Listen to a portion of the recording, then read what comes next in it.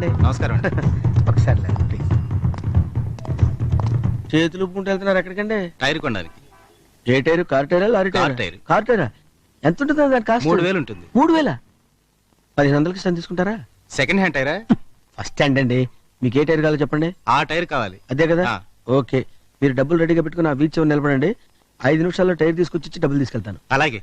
Okay, వెళ్ళండి.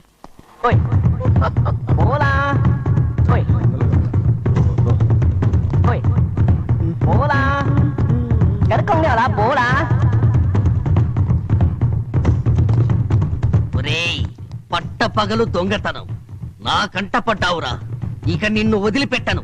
Tyre tyre tyre tyre, ఓ టైరాట నాకు ఇష్టం టైరాట.